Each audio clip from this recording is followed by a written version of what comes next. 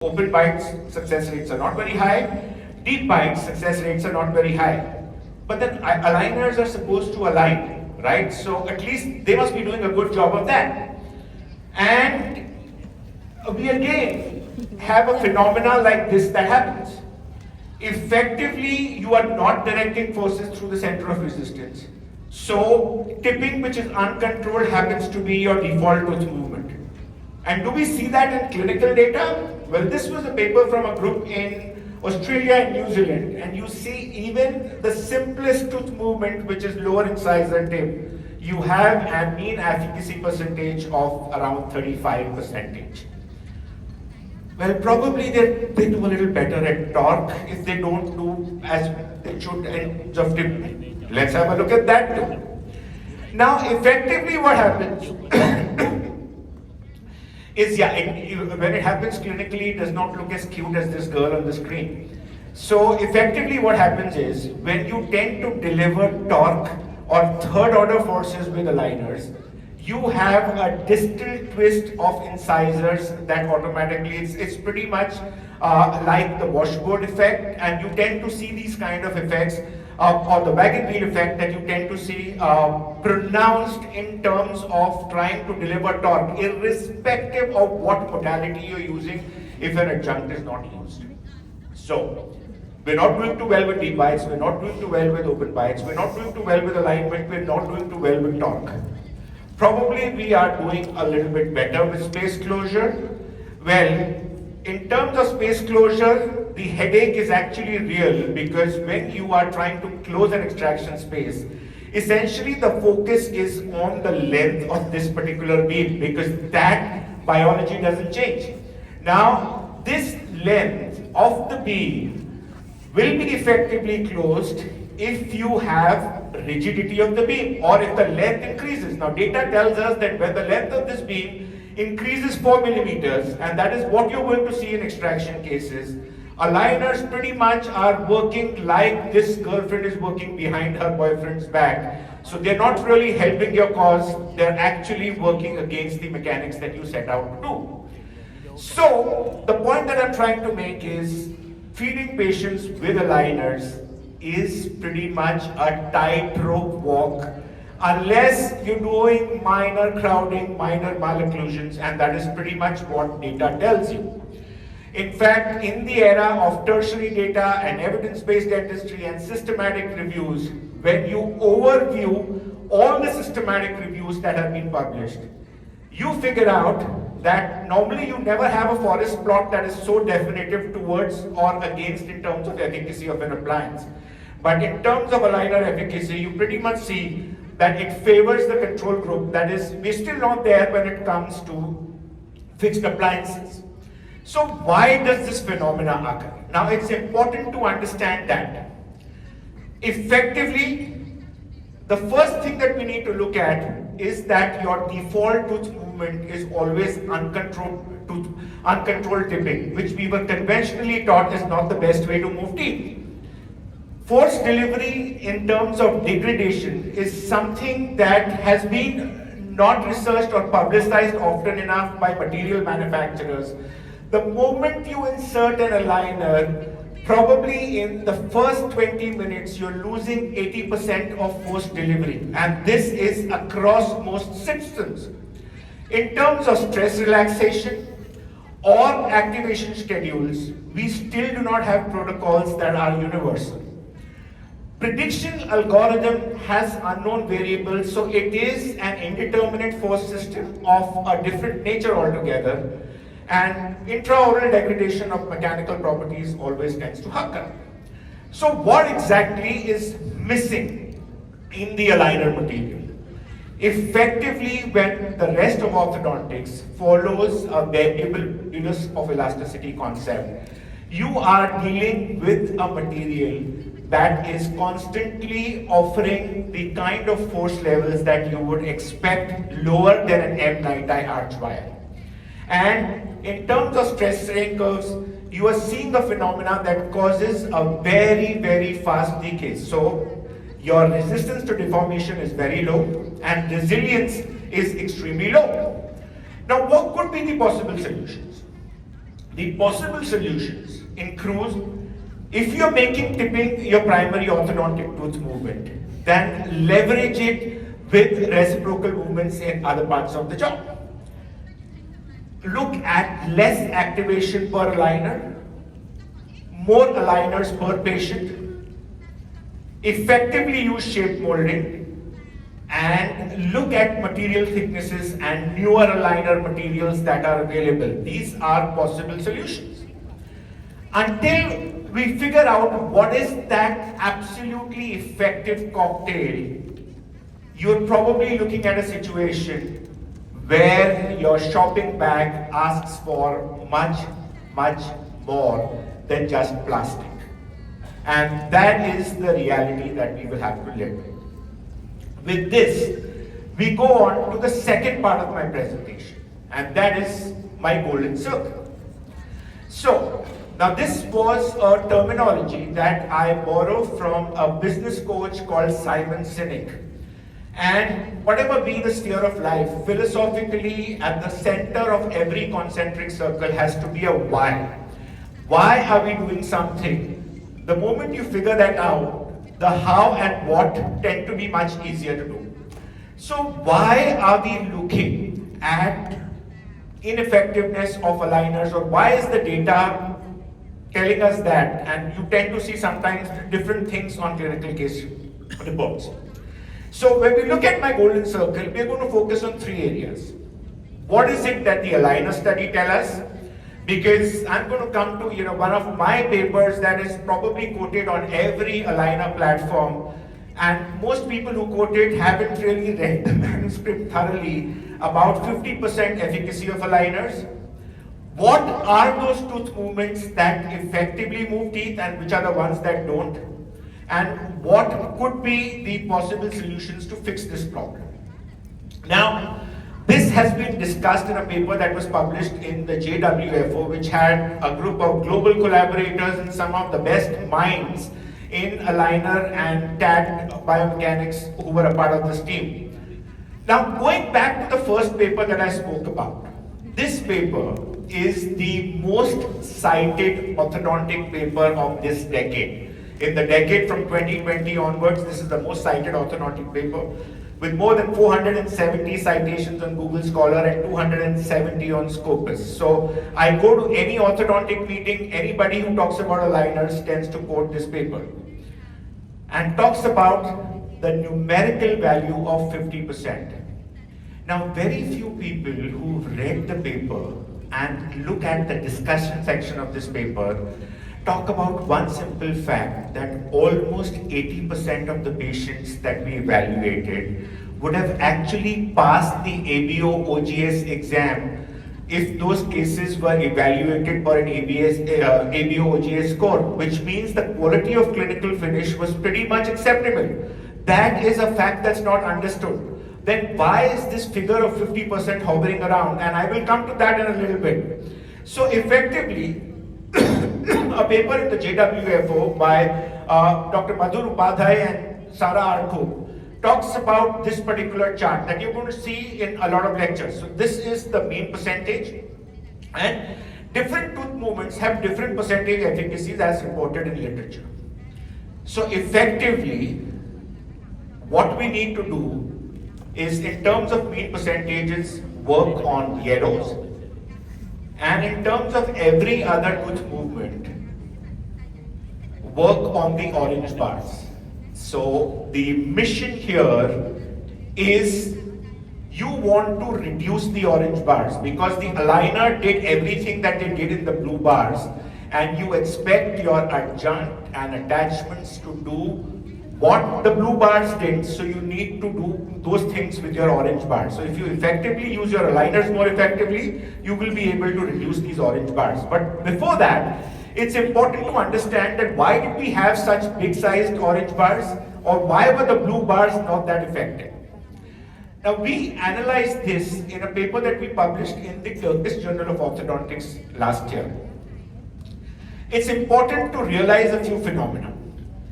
Firstly, most studies on aligners that look at clinical efficacy, first of all, are they mimicking true clinical scenarios? Now, papers that look at patients treated in a teaching department by residents probably do not mimic a true clinical scenario.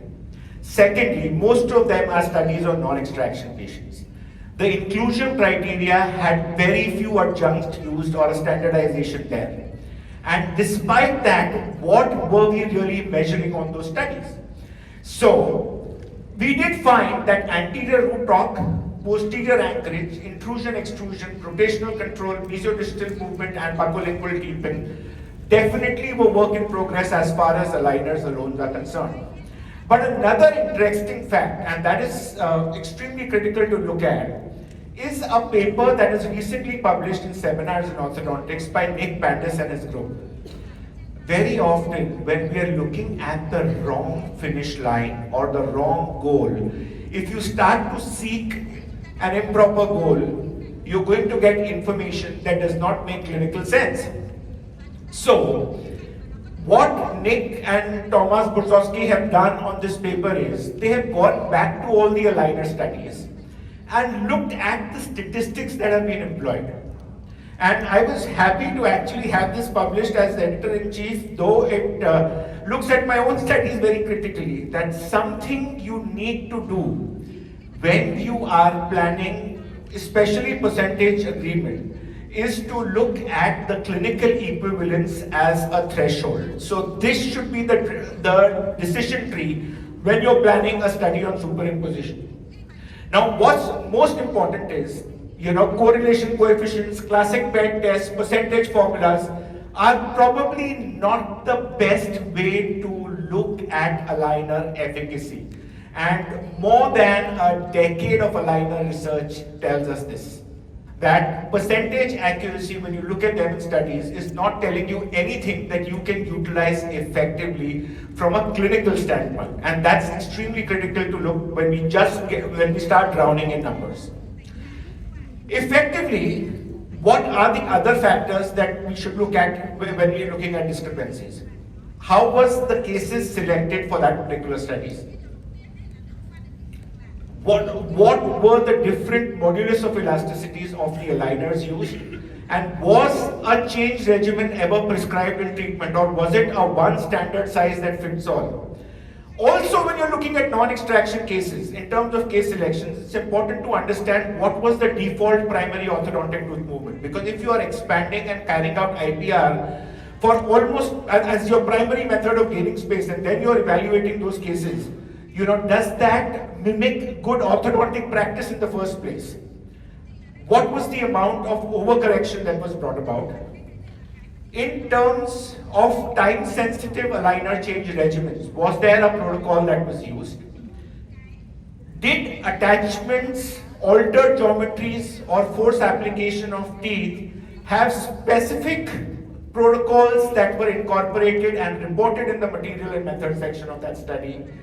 And what were additional biomechanical considerations, and did you allow clinical adjuncts to be incorporated? Because when you compare an aligner trial that looks at clinical efficacy, and then you have an exclusion criteria saying patients where elastics were used, patients where modified attachments were used, patients where adjuncts were used were excluded from the study. That's not mimicking a real world scenario, and that's important to understand that. Now, let's have a look at some examples. So, very often, a lot of aligner practitioners whose only source of education is an aligner conference tend to look at IPR as a magic bullet. Now, we did an audit, and this is the paper you should see very soon, of common errors that you see with interproximal reduction clinically when IPR is used extensively in aligner cases. Now, you're going to get ledge formation, tissue injuries, excessive IPR, rough surfaces, and all of these are supposed to occlude and give you great clinical results. Ain't going to happen. Or a scenario like this, where you create new kinds of tooth architecture that you never started with. Or another example, when you're looking at expansion. Now, I am not a great fan of cross elastics in the posterior segment. But this was a patient which required correction of a crossbite on this particular tooth. All right, and what did we see? Almost after 4 rounds of refinement, every other tooth moved. Okay, these are with in-house aligners, but this molar just did not budge.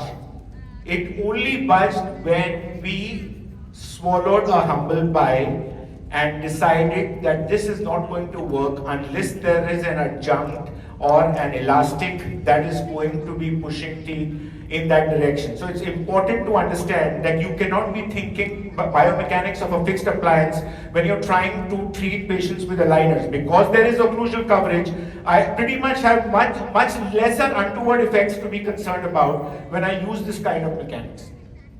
Or in an extraction scenario, this is my initial and my first approved plan. At the end of the 5th refinement, I still do not get where I need to. In a scenario like this, if I really need to add torque to the anterior teeth, there will be a TAD supported adjunct. That will be a necessity. To think that aligners can do this by themselves is pretty much living in a fool's paradise. Another factor. Now, very often we tend to talk about aligner efficacy. What about efficiency? And I remember having this discussion. This was during COVID. This was also the time when we were planning this trial, and I remember during COVID, it was the AOS conference that was being held online, and there was a roundtable discussion where I remember somebody coming up with, and I kept speaking about the importance of understanding or quantifying refinements. I remember one of the panelists coming up and saying, Nick, why are you so concerned about refinements? You know, we know it's like a game of golf. I hit my ball into the greens, then I hit another shot and I hit it on the fairway and then it goes into the greens and then I finally putt it into the hole. So that's normal. I said, excellent, that's normal. But when you go onto a golf course, you know what is the par score for that particular hole. You know you need 3 shots or 4 shots to be on par for that particular hole. Unfortunately, we had no such information until 2024 when we published this paper about refinement protocols used in leading orthodontist offices on clear aligners. So, this was the paper that we published in the American Journal of Orthodontics. Now, this is only part of the data. The other parts you will see published this year, later this year. It's important to understand that for just non-extraction cases, almost most of your patients needed 3 refinement scans. 2.8 is a figure that we got. There were patients even for non-extraction cases that needed up to 6, 7 and 8 refinement scans. Now, in terms of refinement per treatment, on an average, statistical average was 2.5. When the age increases above 30, your number of refinements tend to increase. The clinician estimates a treatment length. When the clinician estimates a treatment length for non-extraction treatment to be 18 months, you tend to be finishing treatment in 23 months. And these are your absolute top 1% elite practitioners from 4 different continents of the world. So this is as big as the data can get. 17% of patients had to transition to fixed appliances or braces. Now this is extremely critical to understand that we are walking on thin ice when we are talking about efficiency, because you never told the patient this when you were consulting him first. At your first consultation, you never had this discussion with the patient, and this is exactly the real world scenario. So it's important that you account for these refinements when you plan treatment timelines. That is extremely critical and data-based information that we have. In terms of how often should one change one's aligners. Now it's important to again understand that a company decides that you're going to change aligners every 2 weeks. Then after some time they tell you, no, it's good to change every 1 week. And all of us start changing them every 1 week.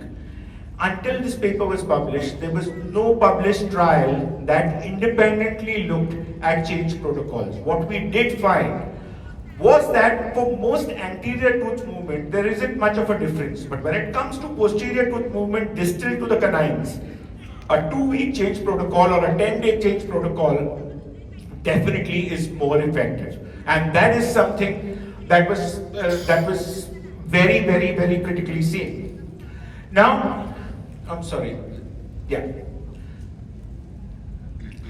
Another factor, our group started to look at change protocols when you look at incorporating dental monitoring or any kind of a monitoring device.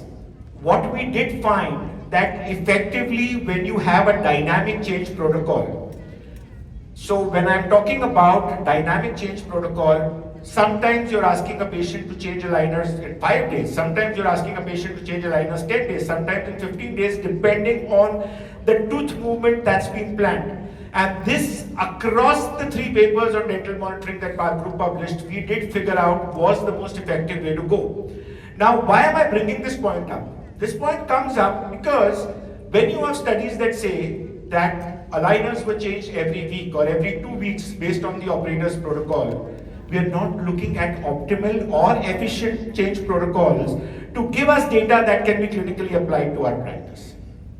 In terms of overcorrection, how far do you go? Now, this is a given supposition that most people have, that when there is a rotation, I should overcorrect it with aligners. What about other tooth movements?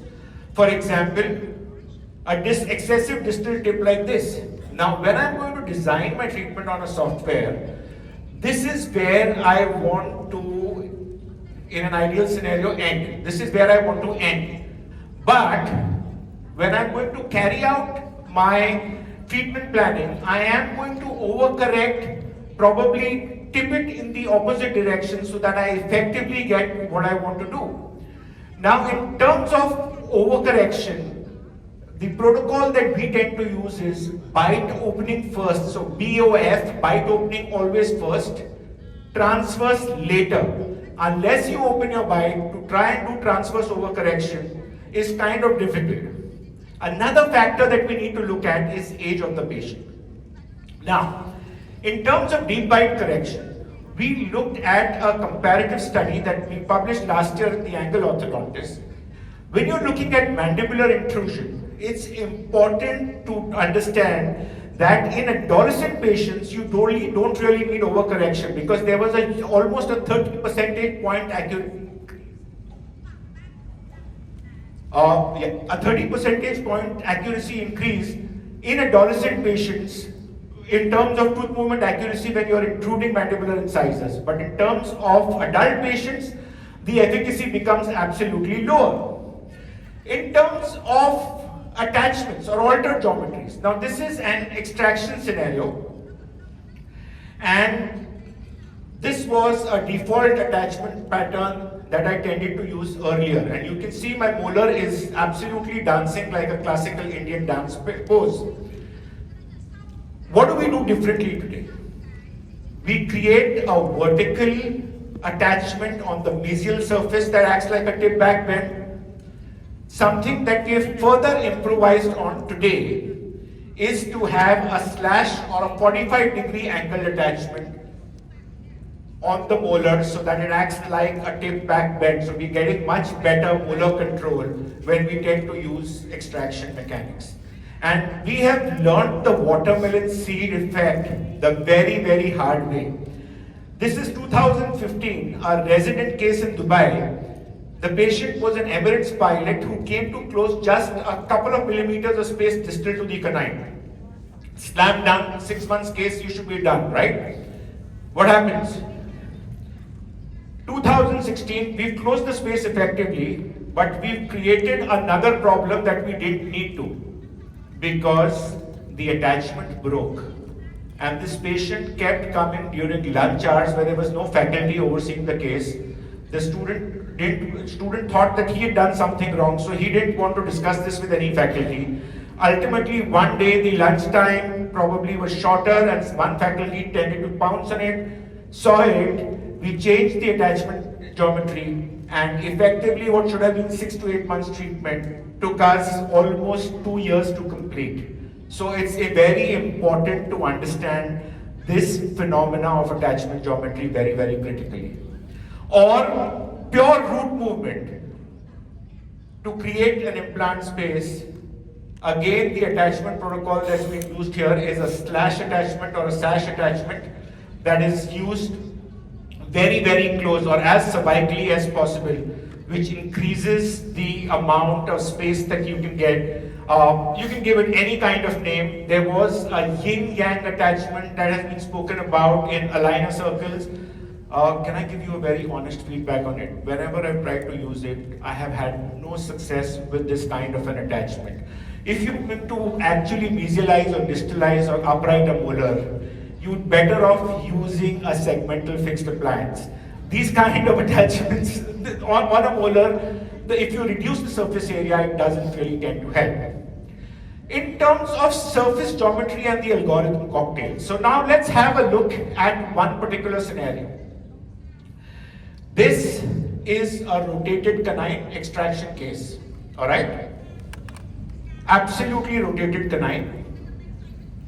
This is where we started post-extraction. And this is where we are. I want you to believe that I am a magical orthodont. Teeth respond to my hands. I have a secret magical bond that I put on my teeth. And the moment I do that, plastic speaks to my teeth like an love affair. And they start to move in unreasonable positions most effectively. That's enough of Bollywood for this morning. What I really did was this. So, this is called the practical man's orthodontics. We tried whatever we could with aligners. We realized it was time to get real. What was I thinking? That a plastic appliance with whatever attachment geometry would be able to connect that kind of rotation. Even if it did, it will probably take me 3 years or 4 years and 6 different sets of refinements. Does it make efficient sense to do it? Now, it's important to understand when realism has to step in, and this is when you tend to incorporate tags or a fixed appliance component that you have endless possibilities. And that brings us to the last part of my lecture, and that is precious adjuncts. Now, I can go on different adjunct combinations for the entire day, but for the sake of brevity, we are going to stick to the next 10 minutes and look at a few clinical examples. So, I am essentially a classroom teacher, so I like to classify things. We will look at different utilities and then processes. Now, my first classification for an adjunct with clear aligners would be whether you're using it for a single tooth. So you can have tags, mini pins, composite extensions, power arms, e-chains, buttons, divots, jigs. Please feel free to take pictures of these slides. For a group of teeth, sliders and jigs. And for the entire arch, you can have adjunct expanders, both TAD and non-TAD supported. I can also classify it as whether I'm doing it before clear aligner therapy, during clear aligner therapy, or using it like a finishing adjunct like this, where I realize you need to add a little bit more distal tip, so you are placing it at the end of treatment. You can classify it based on what stage you incorporate the TAD or the adjunct. Very important, you can also classify it based on whether you use it in the aligner overlay method. That means your wires are doing their job and you still have aligner coverage over it, or partial aligner coverage. So this is my yin-yang. It doesn't sound as fancy, but it does the job. Just a partial fixed appliance with aligners that are only having anterior coverage. And this is how I would design my simulation for this. Now, I might speak to you in a couple of years and say that, forget about that classification that I gave you in 2025, because this is still an evolving area. Now, just a few clinical examples. This is a slider where you can use it for visualization, or an uprighting appliance with a partial coil spring incorporated into the aligner itself. And this is how it looks distally. This is how the occlusion. You're going to see a lot of these cases published in the American Journal of Orthodontics Clinical Companion as a comprehensive technique manuscript. Or a palatal appliance that was an afterthought placed to increase root inclinations. Or a scenario like this, where a retromolar TAD has been used for molar distalization along with TADs in a segmental mechanic. Now, this is rather interesting where you see application of a distalizer. The moment you get your distalization, you start aligning your teeth. I'm going to come back to speaking about this particular attachment because this is a different kind of aligner. This is a direct printed aligner, and we will do that in a little bit. So, I have 9 minutes and we will spend that time. This is, when my boys tended to get a little adventurous and thought they could drive the car on their own. So, very often you'll come to a meeting and you'll see people incorporating a tag or an elastic along with aligners. But how do you go about doing that? So, what are the criteria and what are the factors that you need to consider? The first criteria is where are you going to make the connection on the tooth and the aligner. The second is how do you want your force to be distributed. And thirdly, how do you give your loading force onto the tag? There was an excellent paper published in Seminars in Orthodontics by Marcio Almeida from Brazil, and I think this is pretty much the best resource that anybody can get on understanding this particular phenomenon. So, you can attach elastics to tag as the first connection or an elastics to an aligner attachment. You can attach an elastic chain like this, right? That's also a solution that's possible. You can attach a spring, a distalization spring or a particular tooth movement spring onto an aligner, or you can attach a distalizer like this, which could be tag supported to an aligner and run, and it's still less compliance proof. It's more compliance proof because you're not having intermaxillary elastics, and that is a big factor in different parts of the world. Or you can have a tad-to-tad aligner overlay. So my designer who's designing my clean check or my virtual plan does not really need to understand anything. I just figure out my simulated intrusion movement and then use mechanics that are overlaying the tad. Now the questions that we need to ask are, when do I prefer a hook and when do I prefer a precision cut? So this is a hook and this is a precision cut where there is a cut in the aligner itself. The answer to this is very simple. People tend to complicate this answer at aligner meetings. When you want force to be transmitted to an entire region, you're going to use a precision cut. When you want force to be transmitted to just that tooth, you're going to use a hook. It's as simple as that. Because the moment you go to an entire segment with an indeterminate force system, and this is again an excellent paper published in the Korean Journal of Orthodontics, which looks at this particular phenomenon, especially when you're trying to distalize the mandibular dentition. You look at what exactly happens with a precision cut. You're spreading forces. There are vertical effects that take place, in that entire particular segment. And you're getting untoward tooth movements that you should not be expecting when you're trying to distalize the mandibular dentition. Another factor that's important to understand between a hook or elastic is what kind of compliant patients you have. I mean, a part of my Mumbai patients, I can barely get them to wear an aligner. Now, if I expect them to put on additional elastics, it might be a challenge. But if somebody doesn't live in the same city, because when I have an elastic on a patient, they have to come back to the office every 3 or 4 weeks. And that's not something that every aligner patient wants. So it's important to understand this. But if I want, a heroic mechanic like this, there is no way I can get this with an elastic chain. So obviously, this kind of a patient will go for an elastic. Or what is the force level? You're approximately looking at 150 grams, though I have rarely used a Dontrix gauge to measure it. I know the force levels of my elastics. Now, a few modifications of buttons you can place on teeth. So you can effectively, this is the cheapest possible button. I think most people would know how to create this with just a separating spring and add flowable composite. Now, why is this important? Because sometimes you do not get contoured clear buttons for anterior teeth. Or power arms like this, especially in extraction cases. Now, this is one of my colleagues from India, Dr. Digant Thakkar, who is a 3D printing geek.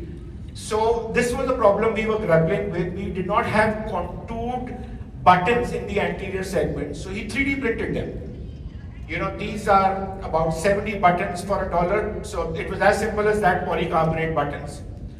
Or with direct printed aligners, you can actually create a bootstrap within the aligner itself. So you can create a hook like this in the aligner material itself.